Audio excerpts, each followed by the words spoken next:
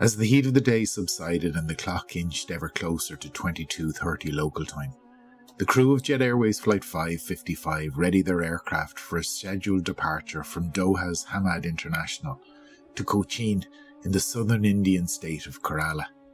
Having arrived in Doha the previous afternoon, now fully rested, they had reported for duty at about 21:30 that evening and had quickly settled into their familiar pre-departure routine. Typically, this involved reviewing the proposed flight plan for the intended route of flight, with specific attention being paid to weather forecasts for the en route portion, as well as those for both the destination and the destination alternate. The designated alternate, as the name would suggest, is in effect a crew's plan B, and provides a safe alternative airport to land the aircraft at should, for whatever reason, it be unable to land at its intended destination. As well as reviewing the forecast weather, the crew would have likewise reviewed the technical status of the aircraft and the associated NOTAMs, or notification to airmen, specific to the intended route of travel. These NOTAMs typically highlight environmental issues which may have an operational impact on the flight. The content of these NOTAM packs often make reference to such diverse subject matter as, amongst other things, deficiencies in airport facilities and support, the presence of unserviceable navigational aids, the closure of runways or taxiways, or even alerting the crew to unique idiosyncrasies with regard to specific approach. All of the above considered, the captain, in consultation with his first officer, would have then decided firstly what the minimum legal fuel requirement was for the flight, and then secondly, in light of all the other variables which had been presented, what, if any, discretionary fuel was appropriate to carry in addition to this legal minimum. As the fuel bowser attached itself to the aircraft, the captain articulated to the engineering personnel in attendance that the required fuel for the trip would be a grand total of 16,100 kilograms. In order to understand how this figure had been arrived at, it's necessary to consider the following. Although never actually the case, let's assume that the tanks on board the aircraft were completely empty before the fueling process commenced. With the aircraft on the ramp at Doha, the auxiliary power unit, or the APU, located in the tail of the aircraft, would have been providing electrics and pneumatics for passenger comfort, such as lighting and air conditioning. As the scheduled departure time approached, the aircraft would have been pushed back from the gate, engines started and taxied to the departure runway. Once airborne, the fuel burn to the destination airport, proceeding along the filed flight path, would have been calculated in advance by the flight dispatchers. Adding the fuel allowances for each of these three segments together, 105 kilograms for the APU burn, 216 kilograms for taxi, and just over 11,000 kilograms for the trip fuel from Doha to Cochin, resulted in a gross fuel figure of 11,300 kilos. On the understanding that sometimes things don't always go according to plan, a contingency buffer equivalent to 5% of the trip fuel is required per regulation. This 5% is deemed sufficient to cover the prospect of unforeseen deviations, perhaps around significant weather, other traffic, or perhaps an unexpected increase in the aircraft's fuel burn. On the day, this figure equated to 556 kilograms. Adding all these requirements together would have brought the running total now to 11,900 kilograms. Relating back to the previous concept of a designated alternate, the regulations state further that if the forecast weather at your intended destination is anticipated to be marginal, then not one but two alternates must be nominated, with a requirement to carry enough fuel to reach the furthest geographically of the two. In circumstances where the destination weather is not forecast to be problematic, then the selection of one alternate will suffice. The subsequent report into tonight's events will suggest that the former was not the case, and so, per regulation, the crew were only obliged to carry fuel for one alternate, that being Bangalore, some 365 kilometres or 55 minutes flight time to the northeast, this requiring a further uplift of 2,178 kilograms of fuel. Adding this to the running total of 11,900 kilos would have raised the target still further to 14,100 kilograms. So, with 14,100 kilograms on board the aircraft, Flight 555 would have had enough to push back, start engines, taxi, take off, climb, cruise, descend, and make an approach into Cochin. Were this to be unsuccessful, enough fuel would remain to go around and subsequently divert to the designated alternate. Assuming that the 5% contingency had been used somewhere along the route, the aircraft would thus land in Bangalore with nothing left in the tanks, legally sufficient but uncomfortably so. That being the case, regulations further require that in addition to all that has been planned for so far, an additional final buffer of 30 minutes holding fuel must be added, enough to facilitate a quick second approach at the alternate if such became necessary. For the Boeing 737-800 type, this figure equates to 1,128 kilograms. So, adding this to a running total of 14,100 kilogram further raises the final target to 15,200 kilograms. This is the minimum fuel load that 555 could have left Doha with in order to comply with legal regulations. But given that there was a slight possibility of some early morning mist, in addition the crew had seen it prudent to upload a discretionary 20 minutes thinking time, as it's often referred to. This equating to 750 kilograms, plus a rounding off to the nearest 100 kilograms, finally brought the crew to the 16,100 kilogram figure which had been passed to the fueler.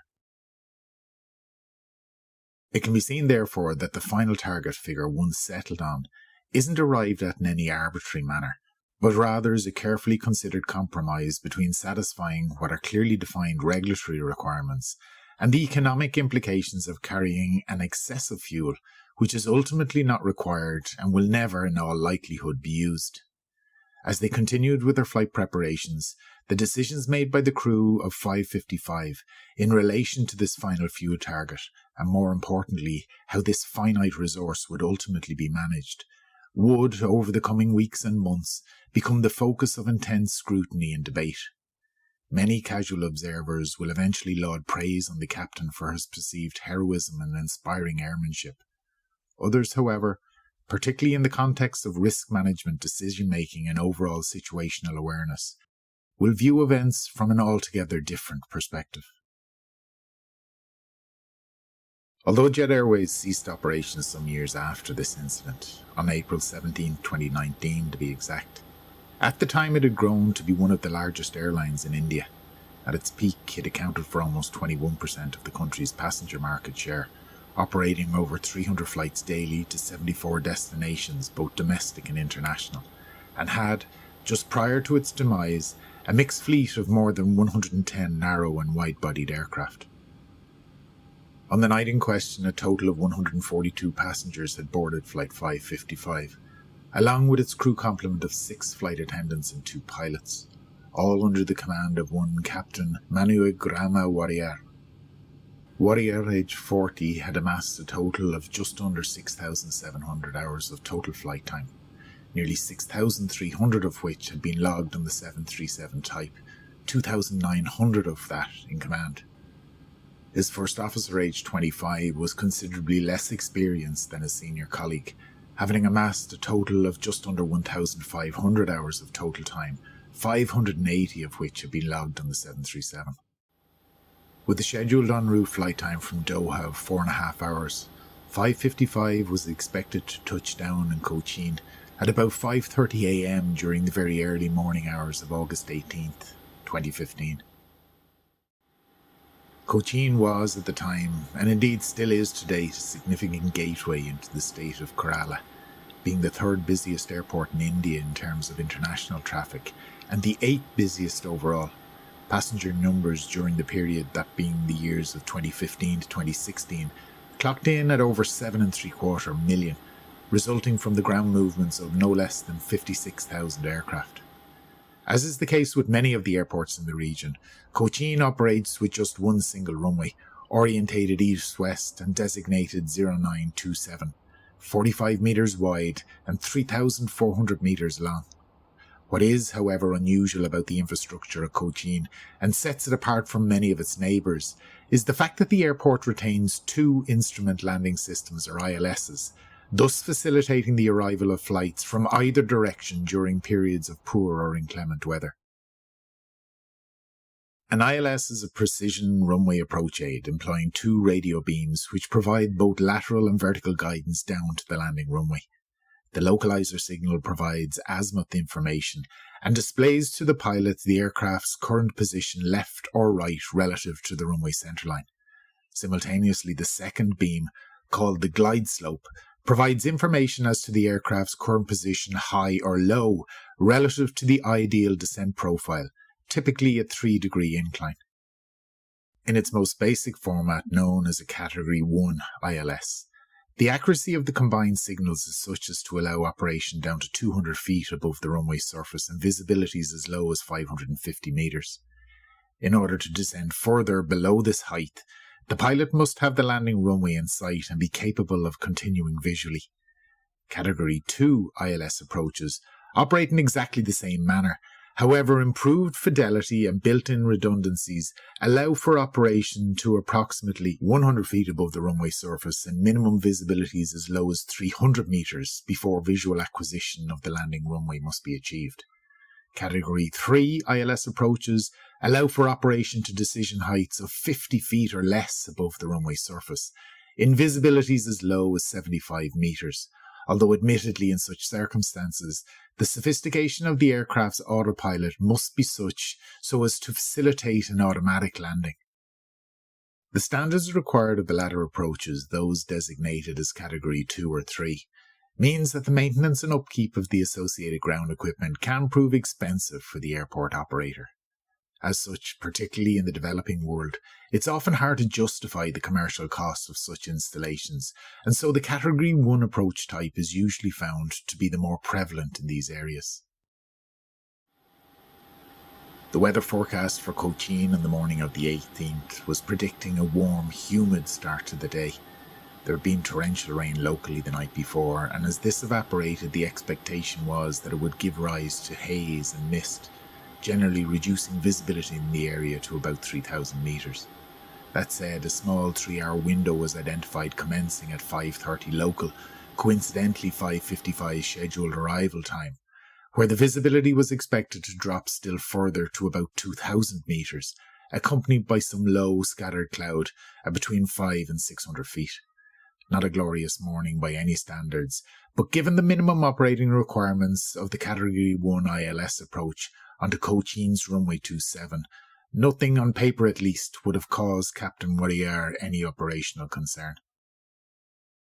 To the northeast, the weather forecast for Bangalore, not surprisingly given that it was the designated alternate, was somewhat better. While still anticipating a humid and hazy start to the day, visibility at Kempegowda International Airport was not expected to fall below 8,000 metres, but for a small window, again between the hours of 5:30 and 8:30 a.m, when it was anticipated that this value might well fall to, but certainly not below, about 5,000 metres. Although the Kempegowda International of today is served by two parallel runways, designated 27 right, 09 left, and 27 left, 09 right, the latter was only commissioned in December 2019, and so, on the morning in question, only the northern of the two runways was available for operation.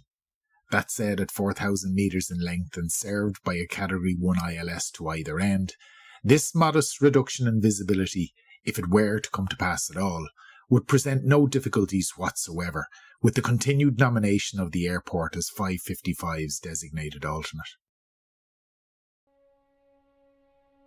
As such, believing their fuel decision to be prudent and appropriate for the conditions, 555 dispatched from Doha.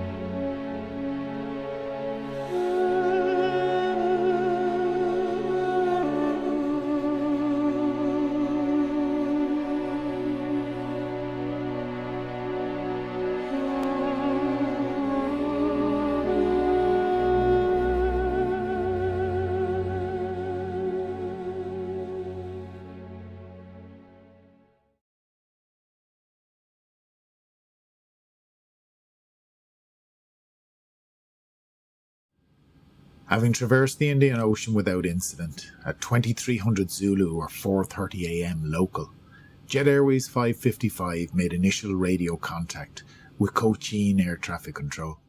Having established two-way communications, the crew of 555 were informed that the current conditions at the airport indicated a visibility of 3,500 metres in haze, with few clouds at 1,500 feet above ground level and a scattered layer higher at 8,000.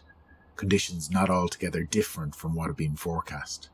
They were also advised that they should expect the ILS approach to runway 27, the decision altitude for which had been published at 320 feet above sea level, that being 290 feet above the runway surface, with a minimum visibility requirement of 650 metres RVR, or runway visual range.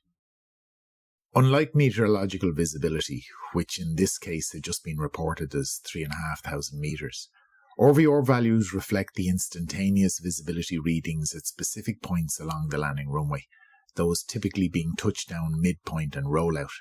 So in the case of the ILS to runway 27, as long as these values equal to or exceeded 650 metres, then the crew could legally conduct the approach. And again, given the reported conditions, this wasn't going to be a problem. As such, 555 requested descent down to 4,000 feet, the altitude from which the approach would commence, as it routed directly towards the Charlie India non-directional navigation beacon, located some 4 miles from the runway threshold. Arriving overhead the beacon at 5:18 local, with just over 4,800 kilos of fuel in the tanks, 555 altered course slightly to the southeast and continued descent from 4,000 to 3,000 feet. This course would initially take the aircraft away from the airport, before reversing course to the left at a published distance of 12.5 miles from the threshold, to intercept and follow the localizer beam and the runway's extended centerline.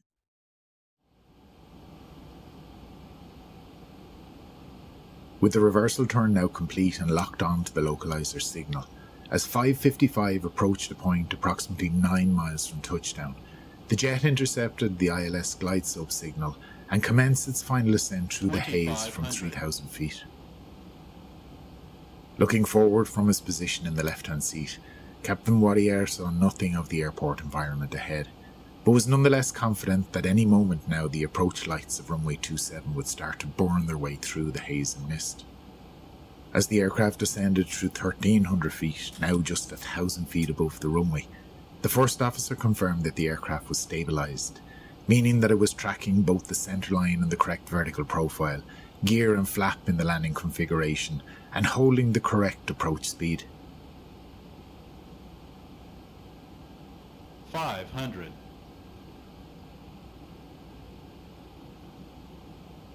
400. 420 and 100 feet above the designated decision altitude. The first officer per standard procedure called out 100 above and diverted his gaze outside in an attempt to visually acquire the runway environment, while Warrior stayed focused inside, monitoring progress on the jet's instrumentation. As the aircraft arrived at 320 feet, Warrior's first officer articulated that there was still no sign of the landing runway. Without any visual acquisition, the captain was thus obliged to immediately discontinue the approach by adding power and rotating the aircraft into a climb attitude. However, perhaps being surprised by the unexpected turn of events, he hesitated.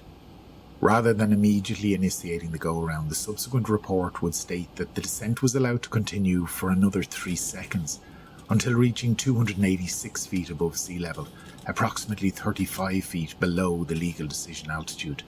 Only then had the captain pressed the toga switches, initiating the go-around procedure. 555 then climbed away from the runway out to the west of the airfield before making a right turn back to the Charlie India beacon in order to enter the holding pattern overhead.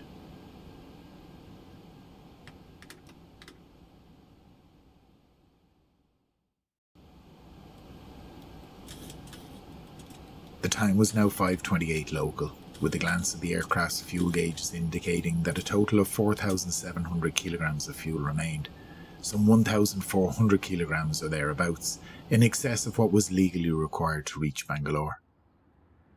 Established in the hole, the crew reviewed their options.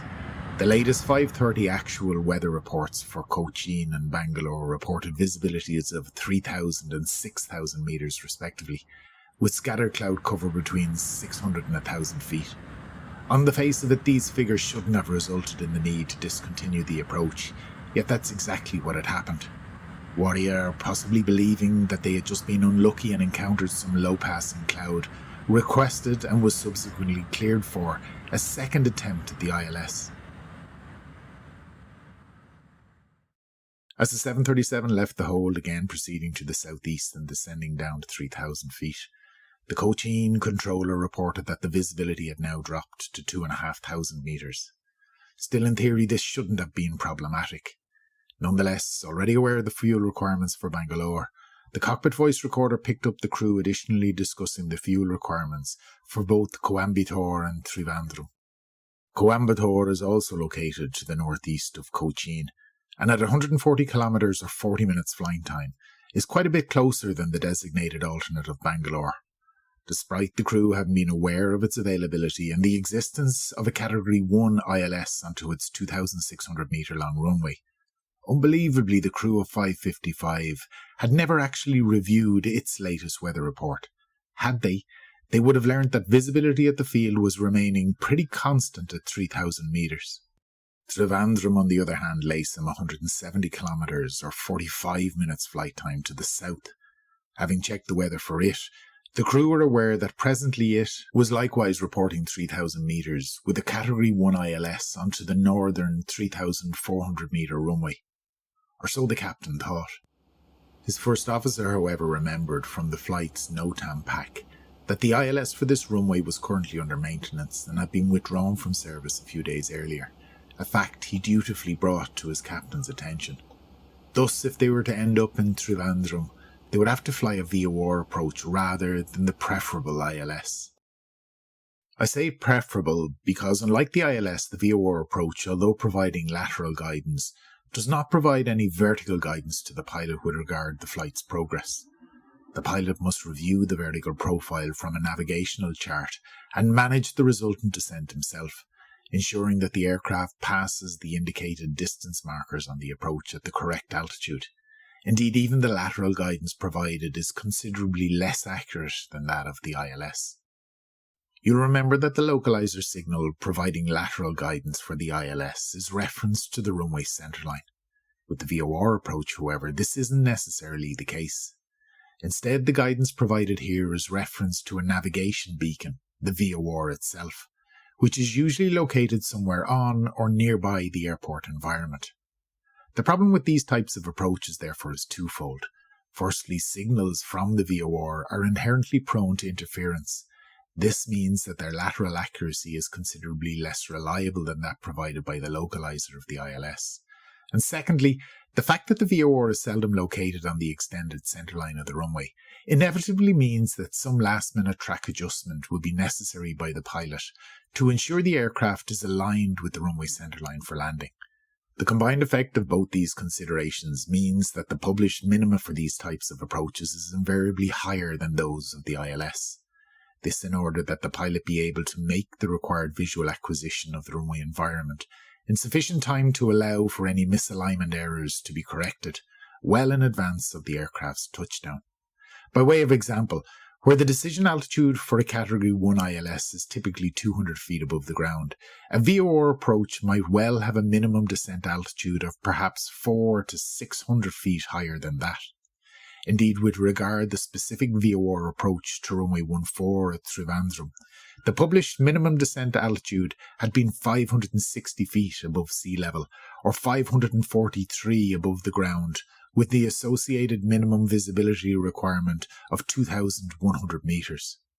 This being the case, Warrior had replied to his first officer's apprehension by stating that given a reported 3,000 metres visibility, even with the ILS being unavailable, he wasn't overly concerned. Their discussion was interrupted by a radio conversation between the tower controller and the pilot of an Air India Express Flight 474, which was positioning itself ahead of 555 for the ILS to runway 27. The controller had informed 474 that the aircraft ahead of them had just landed, with the pilot reporting that they had made visual contact with the runway at about 1,400 feet. With the crew of 555 listening out for a progress report from the Air India Express 737 ahead of them, when it came, it undoubtedly raised their already high level of anxiety still higher. On reaching minima, the crew of Flight 474 had seen nothing and gone around, reporting that they had encountered low-level cloud on the latter part of the approach. With the reported visibility still not prohibiting them from making an approach, despite Air India Express's failed attempt to land, Warrior decided to continue with his approach and have a look for himself. Descending down the glide slope for the second time, 555 once again reached the decision altitude of 320 feet, saw nothing, and went round again, proceeding as before back to the Charlie India holding pattern. Approaching minimums. Minimums, minimums, minimum.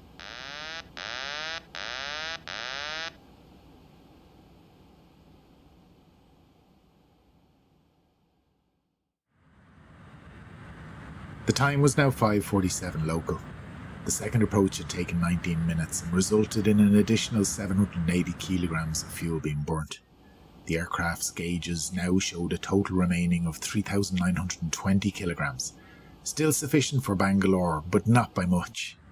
If the intention was to call it quits and head for Bangalore, the decision would have to be made now, as diverting to Bangalore after a third approach would see them land with less than their final reserve 30-minute buffer, and making a conscious decision to do that was contrary to all the applicable regulations.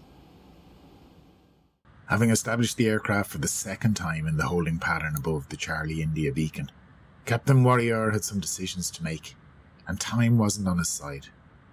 At around the same time, Kuwait Airways Flight 329 and Airbus A320 inbound from Kuwait City had also gone around, reporting likewise that they too had failed to establish any visual contact with the runway, having descended to the decision altitude of 320 feet.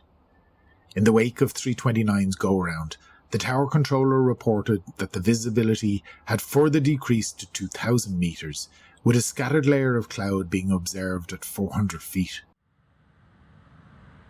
On the flight deck of 555, despite having gone around twice already himself, and being aware that neither Air India Express nor Kuwait Airways had been successful in their attempts to land, amazingly Warrior nonetheless decided that he was prepared to make yet another attempt at landing in Cochin. His logic apparently was that, with sunrise only minutes away, the morning sun would burn off the surrounding haze, and in so doing would thus provide the improvement in visibility he was so desperately hoping for. In order to do this legally, however, and maintain the integrity of his final 30-minute buffer, it would be necessary for him to redesignate the flight's destination alternate. If he could find a closer alternate than Bangalore, the fuel he could save would allow him make this third approach and possibly even facilitate some additional time in the hold, certainly advantageous if he was waiting on the rising sun to improve conditions. Two options were immediately obvious, those being Coimbatore 140 kilometres to the northeast, or Trivandrum 170 kilometres to the south, both being considerably closer than Bangalore. Perhaps having had a previous more in-depth discussion about the conditions and facilities at Trivandrum, Warrior appeared to gravitate towards it as the best choice to make, despite the fact that the combination of weather and available approach aids would certainly have made Coimbatore the far more attractive and sensible option. His first officer, obviously uncomfortable with the decision, attempted to highlight again the fact that only VOR approaches were available at Trivandrum, and that being the case, were the weather to deteriorate in a manner similar to what they had just seen at Cochin, then they could be in serious trouble. Warrior wasn't for turning, however, and in an effort to placate his first officer stated that should they get themselves into trouble, they could always turn back to Coimbatore. This may have been a possibility, but for two important facts. Firstly, the captain, despite his rhetoric, had never even checked to see what the visibility in Coimbatore actually was, and as such obviously had never given it any real consideration. Secondly, on the understanding that this whole exercise was to release fuel reserves in order to maximise their stay in the Cochin area, any subsequent diversion to Trivandrum would most probably have been initiated with the absolute legal minimum of fuel on board. Thus, with Coimbatore lying geographically to the north of Cochin, the possibility of terminating their approach into Trivandrum and then doubling back on themselves in order to attempt a belated landing at Coimbatore was sheer fantasy at best, and downright grossly incompetent mismanagement at worst. Thus, right or wrong, the decision had been made. They would attempt a third approach into Cochin, and if unsuccessful would immediately divert to Trivandrum. Perhaps reaffirming the captain's bias towards Trivandrum was the radio chatter he was hearing between the crew of Flight 474 and the tower controller in Cochin. After the Kuwaiti aircraft had gone around, the Air India Express crew had asked the controller to contact Trivandrum by phone and query whether they were experiencing any conditions of haze, mist or low cloud at the airfield, and specifically had any recent arrivals had to discontinue their approaches as a result. Word back was that Trivandrum was experiencing no operational difficulties, with visibility reported as 3,000 metres, with the lowest cloud at 1,500 feet.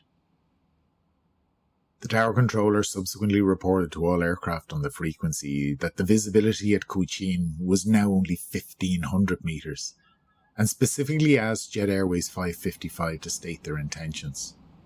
In response, Warrior declared his intention to redesignate Trivandrum as the flight's alternate airfield, and on that basis he was requesting clearance for a third approach. There followed a brief discussion between the two, where the controller offered Warrior the option of an approach onto the reciprocal end of the runway, that being runway 09, with insufficient RVR reports, however, being available when approaching from that direction. The captain declined and instead commenced his preparation for what he hoped would be his final and successful landing onto runway 27. The cockpit voice recorder recorded Warrior telling his still reluctant first officer that this redesignation would buy them about another 20 minutes over Cochin, more than enough to attempt this one last approach. Acknowledging Warrior's intentions, the tower controller advised in advance that should this approach prove unsuccessful, he was approved to turn left and intercept the Cochin VOR's 180-degree radial, heading south towards Trivandrum as the jet climbed back up to 4,000 feet. And so, just over half an hour following initiation of the second go-around, with the weather at Cochin steadily deteriorating, Warrior began to position the 737 for its third approach. Most airlines, in fact the vast majority, publish strict guidelines to their crews governing the conduct of multiple approaches to the same runway. To paraphrase, it would be considered industry standard that a captain having gone around from his first approach should have a reasonable expectation of the second being successful before that second attempt being undertaken.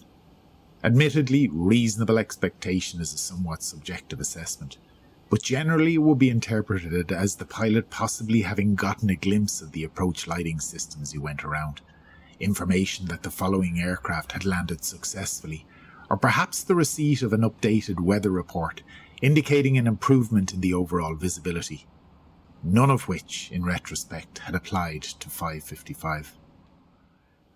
Furthermore, if the second approach is justified and subsequently unsuccessful, in general most airlines will require an improvement in the weather by a factor of 2 over the published minima for the approach before attempting a third. So for example, with the published minima for the ILS to runway 27 being 550 metres, that would equate to a mandatory report of 1,100 metres before the third approach could be attempted. The logic behind such guidance is sound, in that psychologically, the mental state of the crew will undoubtedly suffer with each repeated attempt. With stress loads increasing, the likelihood of a mistake being made will likewise increase, and as such, to mitigate that possibility, the likelihood of a successful approach must increase accordingly, hence the higher minima requirements. Again, no such considerations had applied to 555. The reason it was subsequently established was because Jet Airways at the time provided absolutely no guidance to its crews in relation to the conduct of multiple approaches. In reality, its captains were completely free to behave as they saw fit, unencumbered by any such rules or regulations, and that's exactly what Captain Warrior was doing. Legal, yes. Sensible, many would argue not. And so, against this backdrop, having been cleared for the approach, 555 repeated the procedural steps it had already done twice beforehand, descending from 4,000 feet as it departed the hold on a southeasterly heading, before again making the left turn to lock onto the localizer. Again the 737 commenced its descent down the glide slope, again arriving at the published decision altitude of 320 feet, and again, for the third time, failing to visually acquire the runway environment. Warrior's hope that the early morning sun would burn off the haze had come to nothing. As he had done twice previously, Captain Warrior hit the toga switches, initiating the application of power as he rotated the jet into the go-round attitude and climbed away. The time was now 6:20 local, almost an hour since 555 had first arrived overhead the field, and with now just 2,644 kilos left in the tanks, the 737 had consumed 2,200 kilos of precious fuel in that time. In order to ensure that the legal final reserve of 30 minutes remained intact, 2,614 kilos of fuel would be needed to reach Trivandrum. If that was Warrior's intention, he needed to go right now. Turning to establish on the 180-degree radial, 555 was quickly re-cleared to flight level 210 as it proceeded south, leaving Cochin behind it. What the subsequent investigation would uncover was the fact that for a full 20 minutes prior to 555 initiating its diversion, the controller in Cochin had been in almost continuous phone contact with his colleagues in Trivandrum. In fact, during the short period of time, the two had spoken with each other no less than 5 times. The first call had taken place at 5:59 local, with the Cochin controller informing Trivandrum that he had 3 aircraft in the holding pattern overhead, and that in all likelihood some, if not all, would be diverting to him. A little over 20 minutes later, at 6:23 local, Cochin again made a follow-up call, confirming to Trivandrum that indeed Jet Airways 555 was en route south, having commenced its diversion. Critically, just 3 minutes later, Trivandrum rang back, informing the controller at Cochin that visibility at the airfield had reduced now to 2,500 metres, and was showing signs of deteriorating still further. Sure enough, less than 4 minutes after that, at 6:30 local, he made a follow-up call confirming that the visibility was now just 1,500 metres, and suggested that 555, who was at the time still working the Cochin frequency, be informed accordingly. This information, however, by all accounts, was never passed on to the crew of Jet Airways Flight 555. Had it been, in view of the aircraft's position still being relatively close to Cochin, the crew may have had an opportunity to legitimately re-evaluate the decision, with Coimbatore still reporting 3,000 metres, being thus identified as the more suitable diversion option. But that never happened. Shortly after, at 6:32 local, 555 was handed over to the air traffic control unit at Trivandrum. With first contact, the first officer's apprehensions were immediately validated, with the controller reporting again that visibility at the airfield had, in a similar manner to Cochin, deteriorated significantly and was now showing only 1,500 metres. With that, he reported a very light northwesterly breeze, with scattered cloud layers at both 1,500 and 2,500 feet. 2 minutes later, at 6:34, the controller at Trivandrum again called Cochin, this time to let him know that the VOR approach for runway 14 at Trivandrum required a minimum visibility of 2,100 metres, while at the reciprocal end, the VOR approach for runway 32 would require an even greater visibility of 2,500 metres. As the current reports were significantly below these values, he advised that any aircraft considering diverting to Trivandrum should anticipate having to hold until such time as the weather improved. Certainly not a prospect that any pilot would wish for, given their inevitable dwindling fuel reserves. He confirmed that the visibility remained at 1,500 metres, with the prospect of a slight improvement towards 2,000, still marginal by any means. In the cockpit of Flight 555, as Warrior coincidentally reviewed the approach plates for Trivandrum, he was suddenly coming to the same independent realisation himself.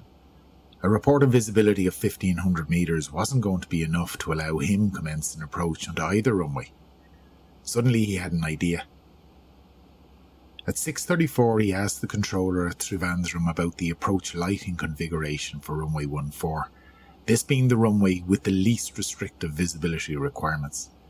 Specifically, he wanted to know if the runway was fitted with high-intensity approach lighting.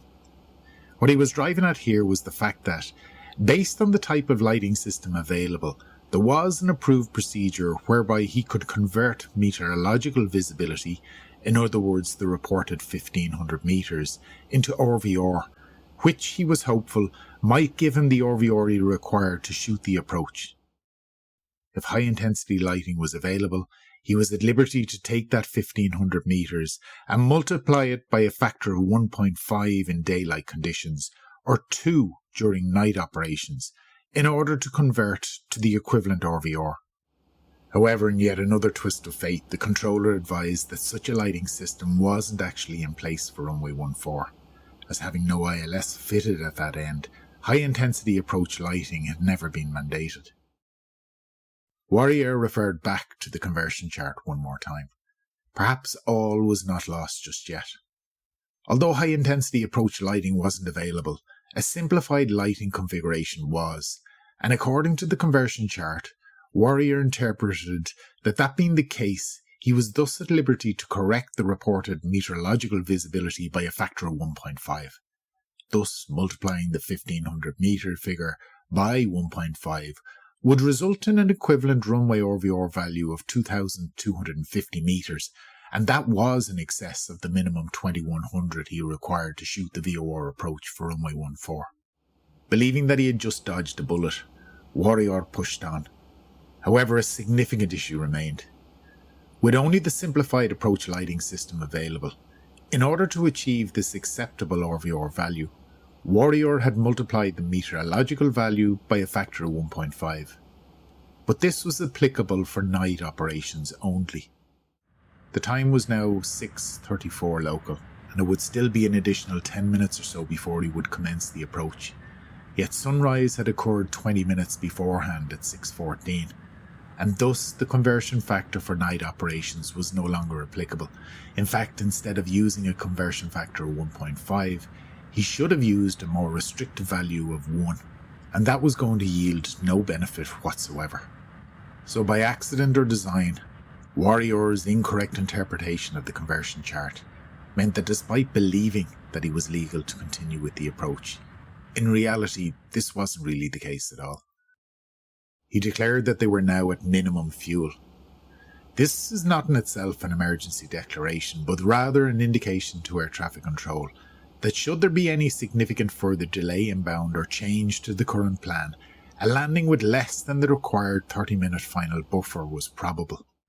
At 6:39, just 25 nautical miles short of Trivandrum, the crew of 555, realising that they had insufficient track distance to lose their current height, requested and were granted an orbit to the right. This completed 8 minutes later at 6:47. The flight was cleared for the VOR approach to runway 14.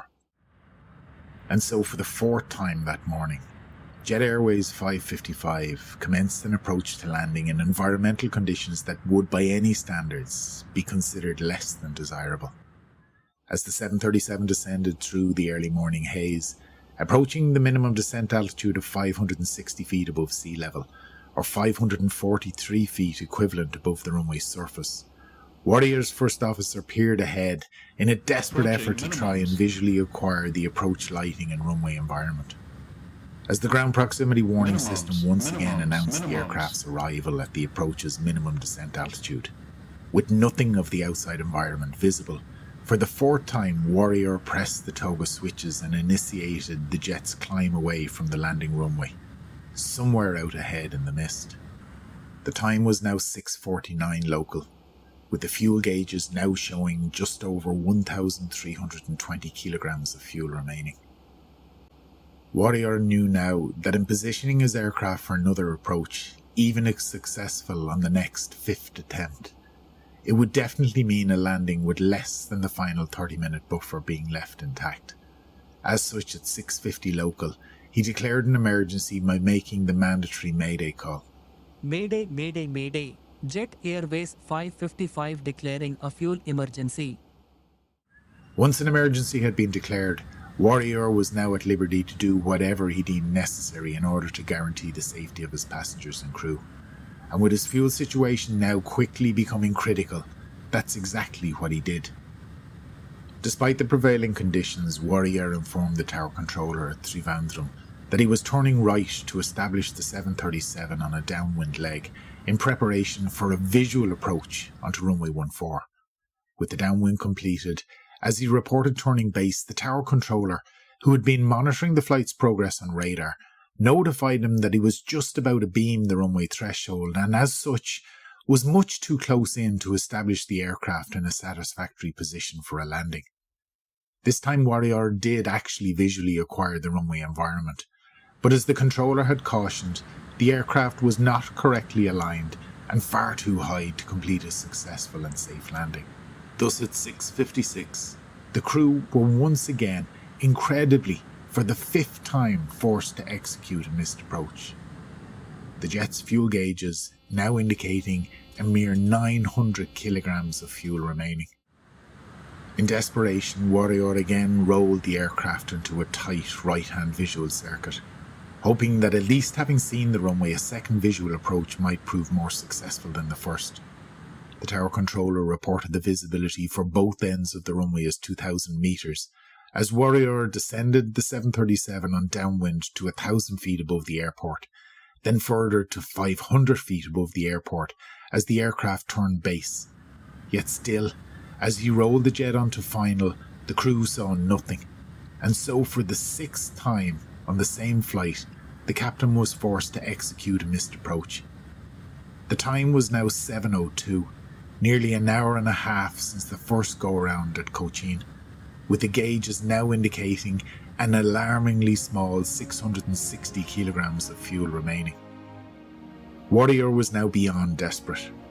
Realising that runway 14 was most probably never going to reveal itself sufficiently from the haze to facilitate a landing, he understood that it was completely futile to continue trying. That left one remaining option, and now, practically flying on fumes, this had to work. Warrior this time rolled the aircraft left rather than right and conducted a tight right-hand 180-degree reciprocal turn back towards runway 32, directly over the densely populated suburbs of Trivandrum. The manoeuvre was conducted so tightly and at such a low altitude, no more than 700 feet above ground level, that the 737's ground proximity warning system screamed out consistent and repeated warnings. Too low terrain, pull up, and bank angle, with the captain instructing his first officer to ignore the call-outs, that he had the relevant terrain in sight, and to inhibit the system from issuing any further terrain warnings. Having carried out the captain's instructions, the first officer was heard to ask, क्या आप जानते हैं ये कहाँ है? "Do you know where it is?" meaning the landing runway, with Warrior replying, नहीं बस अंधा हो रहा हूँ. "I'm just going blindly." Finally, out of the haze and mist, the captain got a brief glimpse of the approach lighting for runway 32, and with the ground proximity warning system shouting out a final bank angle warning, Warrior rolled wings level just in time to align with the runway's centerline. After 6 failed attempts to land and 6 hours since departure from Doha, finally at 7:09 local, Jet Airways Flight 555 finally touched down on Trivandrum's runway 32. The aircraft carried out 3 circling procedures at Trivandrum, all below circuit altitude and below minimum circling visibility. But Warrior had finally got the aircraft back on the ground. As the 737 cleared the runway and pulled onto stand, with his engines now shut down, the jet's gauges indicated that just 350 kilograms of fuel remained, enough for no more than an additional 10 minutes of flight, the slimmest of margins, which had separated 555 from most certain total destruction. But how had things gone so badly wrong? From the outset, I stated that some observers on social media had subsequently lauded the pilots, in particular Captain Warrior, with enthusiastic praise for his airmanship and coolness under pressure. But the reality was that many, particularly those with experience in the cockpit, were anything but impressed. From a human factors perspective, much of Warrior's performance that morning could be described as questionable. The redesignation of his alternate from Bangalore to Trivandrum was certainly something which he as commander was entitled to do. He had followed the rules and ensured that adequate fuel reserves existed to facilitate this operational change of heart. But the question to be asked is why? Why, in attempting to release extra fuel from his existing reserves, had he made the decisions he had? Trivandrum was closer, so his logic was sound. But Coimbatore was closer still, and with similar weather to Trivandrum, surely it was the more sensible choice, particularly given the fact that it had an ILS approach available, whereas Trivandrum, on the morning in question, had not. This fact had been noted by his first officer, and had obviously caused him some anxiety and concern, yet his reservations had been largely negated by his captain, with some limp explanation that they could belatedly return to Coimbatore if things didn't work out as planned in Trivandrum. I say limp, firstly because in all likelihood they simply wouldn't have had sufficient fuel to execute such a plan, and secondly, Warrior had never even checked to see what the weather was doing in Coimbatore. In truth, he had become totally biased towards using Trivandrum, and in so doing had blinded himself to any other potential outcome. But from an operational perspective, with regard redesignation of the flight's alternate, Warrior had to a significant degree been handicapped by poor company guidance. Most airlines under the circumstances will stipulate very definitive guidelines as to the minimum weather conditions they require before a captain may redesignate the flight's alternate, with these figures being influenced by such operational considerations as the number of runways being available at the proposed airfield and the number and type of instrument approaches serving these runways. Given the circumstances prevailing at the time, that being the availability of only non-precision VOR approaches onto a single runway with potentially many other diversions being made simultaneously, most airlines would have set quite restrictive criteria in order for Trivandrum to have been used as the redesignated alternate. This, in all likelihood, being weather significantly better than what was being reported at the time. Jet Airways, however, had been completely silent on the matter, offering no guidance whatsoever, effectively leaving their captains to do as they subjectively saw fit.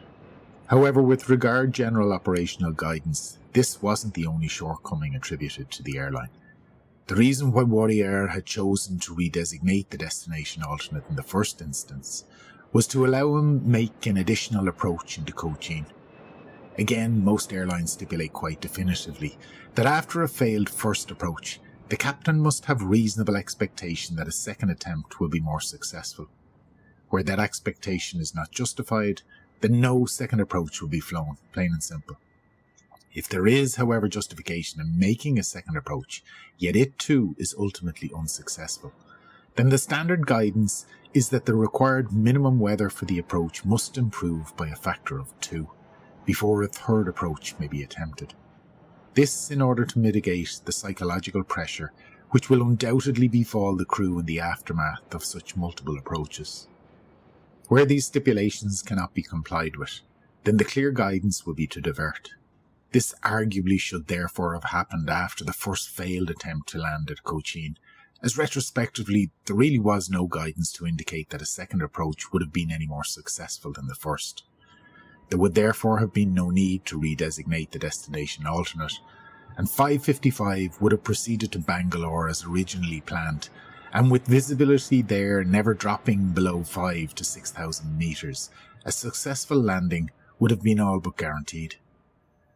Yet again, in relation to Jet Airways, however, no such guidance was incorporated into the airline's operations manual, meaning once more that the airline had abdicated responsibility completely to its captains, allowing them to once more manage such scenarios in a completely subjective manner.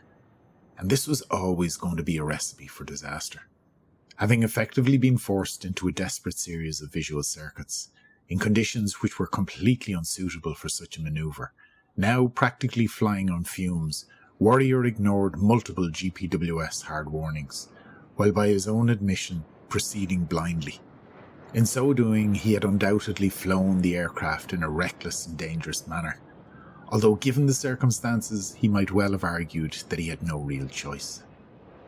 Admittedly, Warrior had been compromised by the lack of guidance provided by the airline in relation to fuel management and general good operational practice in such circumstances.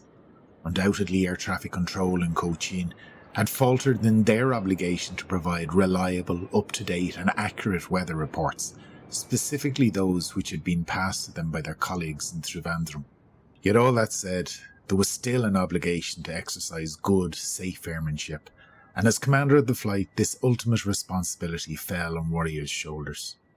The decisions he had made on the morning of August 18 were anything but risk adverse. He had chosen to conduct multiple approaches in ever-deteriorating weather conditions, having no real expectation that the probability of success on the subsequent would be any better than had been experienced on the previous. Redesignation of the flight's destination alternate, while his legal prerogative, was nonetheless undertaken without a thorough evaluation of all the potential alternatives and against the expressed reservations of his first officer. Having finally diverted to Trivandrum, his previous failure to adequately assess the potential risks associated with his decision became all too apparent. An incorrect interpretation of the meteorological conversion chart, perhaps inadvertent, perhaps deliberate, was the only way he could now even attempt an approach, and when this ultimately proved unsuccessful, desperation drove him to manoeuvre his aircraft in a way which quite rightfully could be called reckless and dangerous, because in reality he'd been left with no other choice. The reality of Jet Airways 555 is that it's a story which should never have happened. Safer, more sensible and less risky options did exist, but for many reasons were never acted upon. Eventually the 737 did make a successful landing at Trivandrum, but arguably not as a result of stoic airmanship. With just 10 minutes of fuel remaining, the eventual outcome was rather the result of a not insignificant amount of genuine good luck. And that is simply unacceptable. Having researched thoroughly the facts surrounding Jet Airways Flight 555, perhaps the most shocking revelation of all was the fact that post-flight, despite the obvious and significant psychological trauma the event would no doubt have caused both crew members, Warrior, receiving an improved weather report for Cochin, simply refueled the jet and took off again, heading back north to his original destination. Initially, the incident was only reported by the airline to the DGCA, India's Civil Aviation Authority. Subsequently, however, considering the seriousness of the occurrence, the Indian Air Accident Investigation Bureau classified the occurrence as a serious incident and ordered an official inquiry to be undertaken. Its findings suggested that the probable cause of the incident were the absence of a company policy pertaining to the maximum number of approaches or missed approaches which can be flown in inclement weather, thus leading the crew of 555 to attempt a combined total of 7 approaches and missed approaches at Cochin and Trivandrum. These included 3 visual approaches at Trivandrum in weather which was below minima conditions and below circuit altitude, and ignored several enhanced ground proximity warning system cautions and warnings, thereby jeopardizing the safety of the passengers and the aircraft. The Bureau also concluded that the absence of a company policy pertaining to redesignation of destination alternates was also influential in allowing the crew to choose an alternate which was probably not the best decision given the information available and the prevailing weather conditions. As such, they subsequently made the following recommendations. Firstly, that Jet Airways define a policy with regard to the maximum number of acceptable approaches and missed approaches which may be flown in inclement weather conditions. Secondly, that Jet Airways define the criteria and processes for redesignation of destination alternates during flight. And finally, that Jet Airways incorporate low fuel scenarios and applicable decision making into their simulator refresher training sessions, so that all reasonable efforts be made to avoid any such reoccurrence in the future.